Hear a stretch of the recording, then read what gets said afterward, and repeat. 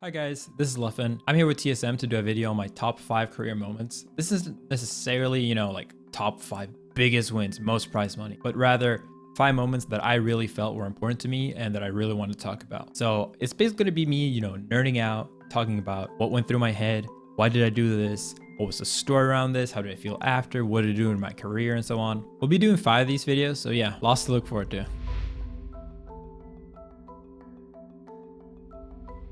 So my first set, I really thought about what, let's make this list a little bit interesting. So I thought about, I played different games. My first game that I wanted to bring up was Ultimate. That is the newest Smash game, right? And I had 2 sets in mind.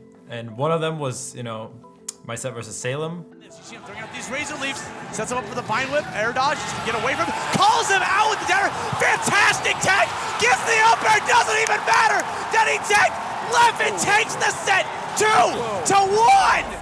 Not so much because we played great, but because there was a lot of history and beef behind that one. But eventually, I've always been one that prefers gameplay and play my best. So I ended up picking my set against Tweek, who's also sponsored by TSM, because it was one of my last big sets in Ultimates that I played so far, and it was kind of the culmination of my whole Ultimate career.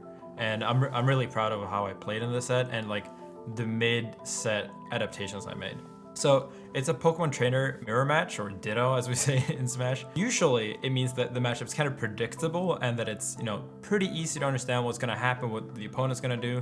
But the unique thing about Pokemon trainer, right, is that there's 3 characters. There's a lot of strategy that you'll see throughout the match where, well, am I gonna go Squirtle? When will I swap for Ivysaur, who's, the mid-range % character, and when will I go to Charizard? And that was a big thing that each of us kind of adapted throughout the match, deciding when do we want to swap, what's the right matchup within the matchup, and so on. So I think that was the biggest unique thing about this being a Pokemon trainer mirror match. So outside of just the matchup, there was also always the threat that Tweek could go a different character. Tweek is amazing with so many characters. I did think that he would stick with Pokemon trainer, especially because I had played friendlies with him, casuals where you warm up against his other characters, and I performed pretty well against this Wario. But when I played him at SmashCon a little bit earlier, he did beat me 3-0 with Pokemon Trainer. So I was pretty confident that he was at least gonna start out with that character. Now, I thought in my head, and I kind of looked back a little bit at the sets and the matches we played before, and I thought what were the big things? I can't adapt to everything, but what are the big, tendencies that he has? Not necessarily because he has massive flaws, but there's still tendencies, and you'll still be better prepared if you know what he's good at, even if it's not, something you can necessarily exploit. And so throughout the match, I was kind of looking for specifically when he swapped, how he played Ivysaur, and how he used platforms. Those were really big things that I tried to, really take note of and get better and better at as the set went on. The beginning of the match is basically always going to be with Pokemon Training. You're gonna start with Squirtle. Squirtle is the big damage dealer. He has a lot of combos. He's hard to hit because he's very small, which is a very big thing in Ultimate. And yeah, it's just a big start off point. And you'll see in this match that it was kind of rough for me in the beginning in the Squirtle mirror match. And that was a big thing that he got things started. He started racking up the percent. I had to swap to a heavier Pokemon to, make sure I survived. But that also meant that I was worse off in the neutral and getting my own damage started. And Tweek is amazing at ledge trapping, and that was one thing that he really showed that he was better at than me at, especially in the beginning here. So he gets the first kill here with Squirtle, and that's going to be a big thing I think in this set when you go through it. It's that throughout the set, Tweek's biggest problem ended up being killing with characters that weren't Squirtle. So every single match that he got a kill with Squirtle, I feel like I lost. So forcing him to swap to the other characters and just refusing not to die was a really big thing that I had to work on in order to try to win the set. You can see here that it's just kind of snowballing after that first kill where I screwed up. I ended up getting the kill here, but still a pretty big disadvantage, just because when you're 50 in Ultimate, percent leads matter a lot. It kind of decides what do you want to go for and what do you want to look for. And you can see here as well, this is a big thing that he jumps up here on the platform, kind of baits me into trying to go in, and then drops down here with the fair. And this was a massive thing that he just, you know, he used it at Smash Gun too, and even though I knew about it going in, it's still so hard to actually consistently beat because he's so good at, you know, not only using the platforms, but mixing it up, you know, sometimes making it look like he's gonna go to the platform, but then deciding, no, you know, I was just really faking you out, and then dropping straight down, and so on. And again, here, he gets another kill from ledge trapping with Squirtle. So the first match ends in a pretty dominant 2-stock here. He gets 2 kills with Squirtle, 1 with Ivysaur, but the Ivysaur wasn't really out for much. And I kind of knew, like, you know, if I wanted to win, I had no chance if I was playing this way. I really needed to get the main thing, which was the Squirtle mirror match, down better. And I also needed to, once he did swap to Ivysaur, I couldn't do any mistakes there, as I did towards the very end, where I like screwed up a little bit and let him get kind of an easy kill with Ivysaur. So my theory was, well, since he's using platforms to like kind of launch this neutral game, I'm gonna pick Kolos, which just didn't have a platform in the middle of it. I think he ended up banning FD and another white stage to kind of prevent that. So I picked Kolos to try to, you know, I'm going to, you know, make him play grounded game and just, you know, kind of slowly learn how to deal with his Squirtle. And then he will, if I want to win the set, I'm going to have to win 3 games, right? And 2 of those are going to have to be on stages that he chose. So I knew that eventually I needed to still learn how to deal with his platform game. But it was pretty important for me to, you know, I got to make sure that I can at least beat his ground game before I start, you know, fighting him at the things he's, you know, the very best at. So throughout this match, you still see me lose the Squirtle mirror match. But once I did go Ivysaur, I did get some mileage out of it. You can see that even though I'm at 150, he's still kind of refusing to swap because it's worked out so far for him. And I did think that, you know, it worked out really well in the first game, but at this point, it was maybe a little bit overdue that he was going to swap. I get some straight hits in here and eventually actually end up stealing the first stock. And now you can kind of tell that, you know, this is not planned. He was up 100%. He was clearly planning on, you know, just killing me with Squirtle. So he actually goes back to him again. And eventually gets the kill. And now you can kind of tell that this is not planned. He was up 100%. He was clearly planning on, you know, just killing me with Squirtle. So he actually goes back to him again. But it's a little bit wonky to make it work. And if you're not ready against it, it's going to catch you off guard. And that's exactly what ends up happening here. He tries to up B here, tries to pull himself up, and then gets hit. And when you get hit, there's a little bit of a window before you can tether, which is, you know, Ivysaur's recovery, back to the edge, and he ends up going for the up B and it doesn't snap on. So he ends up dying for that. And, you know, it's not a massive thing here, but it's something I kept in mind that, you know, no one likes to die like that. It's really frustrating. It feels really stupid. Throughout the set, you'll see that interaction kind of like escalate, where I don't think I ever got a straight kill out of it, but I did get a lot of advantage from knowing that he was scared. And then here, I actually end up getting him with a water gun edge guard. This is a little bit of a misplay from him.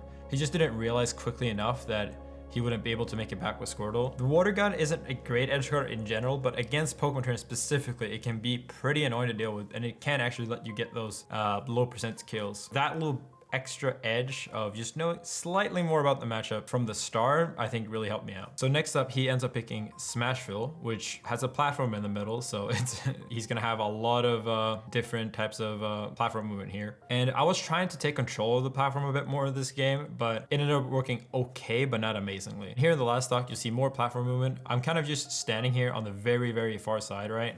Refusing to like let him drop onto me through the platform. Ended up going very late. You know, my score was doing a little bit better, going even here. It was a very high percent Charizard mirror match. Barely didn't end up dying from that back air. Both people can kill each other with one hit. Barely ended up not dying from that up smash. Survived this one with a little bit of margin. There's only 1 minute left, so this has been a very long match. Not lucky, but it's quite fortunate that he ended up misspacing that one a bit. And this one, I barely get the up smash. That was like, you know, such a high pressure situation. I remember saying he's going like, yes. I heard him saying, fuck. And I knew at that time that, like, you know, I was up 2-1. And even though he had different characters, I knew that, like, you know, I can win this. I can really do this. Everyone's going to be a little bit shaken up when they're down 2-1. Whether or not that turns into bad play completely depends on the player. It really just came down to, you know, I was a little bit more clutch in the very last minutes of that game. And then a few, not unfortunate, but, you know, mistakes that Tweek could have prevented, but you wasn't playing 100%. And you know, so sometimes that's just how it is, right? Like Tweek overall is definitely a better ultimate player than I am. The reason why he's considered better is because he wins more, but if I win this, then maybe I'm considered better and so on. So I ended up bringing it to both people high percent. I went to Charizard, and this was just like, it was again, like one of those last hit situations where anyone can win, barely ends up not killing. And this is like an amazing reaction. I flare blitz here, hoping he would jump, and he somehow, I actually don't even know how he was this clutch, react in time with an air dodge and just barely avoids that, and then ends up killing me right straight up from it. It was really frustrating at that point because I knew that was like a big chance. I was up 2-1, I had the momentum, I got the first stock. The fact that I threw it away kind of and let him get back to it also means that, you know, I threw it away, which was still a massive difference from the beginning of the set where I got 2 stock and our previous set where he beat me 3-0. So I knew that, you know, I just need to calm down. Things always go crazy in the last game, and it's just about getting the momentum and this time trying to stick with it. Going into game 5, that's exactly what happened. My Squirtle finally started winning a bit more. You see me deal with his landings a little bit better. Here's the big thing, that I finally started hitting some of the edge guards. Knew he would swap to Ivysaur here. Went Ivysaur myself, ended up spiking with Downer. So right now I was ahead of full stock, right? And this is exactly what happened last game, but this time I was like, I can't let this one go. Like I was really scared in this situation that it would just be, you know, him getting me right back. And then I just kind of won this by catching him with Ivysaur here. He was like, I have to swap back to Squirtle, but to swap back to Squirtle, he has to go Charizard first. So I ended up getting a lot of damage from catching him with Charizard. And Charizard is you know, he's good at killing, but he's very bad when it's low percent against low percent. I finally get him back a little bit here with lead trapping. So just a big percentage lead here, right? So I remember him throughout the set, you know, he wasn't that comfortable with Ivysaur, and he was looking for the race relief a little bit much. So you can kind of see this in this exact scenario that I knew he would want a race relief. Shielded it, got the punish, barely got the kill, and at this point I'm like, I have all the momentum in the world. I'm up 2 stocks. It's still very losable. Easily my proudest ultimate stock because it's like so many things that I wanted to do. My best Pokemon all throughout my ultimate career was always Ivysaur. I never really managed to get things started as well as I should with Squirtle. Right here, you see me drop from the edge and then wall jump, which is a technique. It's not really, you know, my technique, but I'm the only one that really uses it with Pokemon Trainer and Squirtle specifically. So I ended up doing that, ended up getting the, you know, going for the tether cancel here, which is when you up B and, you know, you cancel it instantly to try to fake him out. Made him go behind and get him here with the Nair. He ended up going Charizard, and I knew that it's a very common trend in Ultimate that people want to wait just a little bit towards the end because they want to wait, make people that are hasty, you know, try to hit them as they're going up. So that you always wait almost the maximum amount of time and then you try to do with your up B. And I knew that in this situation, he's going to try to wait. So instead of, you know, doing the conventional thing, I was like, I know he's going to wait. I'm going to run off. I'm going to, you know, end it here. End up getting the spike and a 3 stock. This is a really big set for me. Not necessarily because Tweek was playing amazing and I was playing well, even though I think that was also part of the thing. Ultimate's been a game that's very similar to Smash 4. It's been a game that favors people that came from Smash 4. For me, it was definitely one of those things where I like, you know, I wanted to prove that people that came from Melee, even though this game isn't the same, to myself and for everyone else that, you know, we can compete, even though they have an advantage, we can take sets, we can take matches. I remember, you know, this was not the first top player I beat, Smash 4 top player in Ultimate that I beat. Remember before Ultimate came out, I was like, you know, I'm gonna play this then. If you're a Smash 4 top player, don't let me see you lose to me. Like, you have such a massive advantage. And so throughout the earlier parts of the year, I was never quite able to get that big win. I got some wins, but you know, I was close. I didn't quite get it. So it was a big deal for me to like finally beat someone that good and perform. And I remember going to the microphone here saying, chanting Melee, because this was a thing at the previous summit, this tournament series, where the Melee crew was so bad because we were like the 5 worst players there, I think, or 4 worst. But finally we got one on the board, like one big win. All right, that's it for this video. I hope you guys enjoyed it. If you did, then I'm sure you're interested in knowing what other moments I chose for my top 5. So yeah, keep an eye out for the next episode in the series.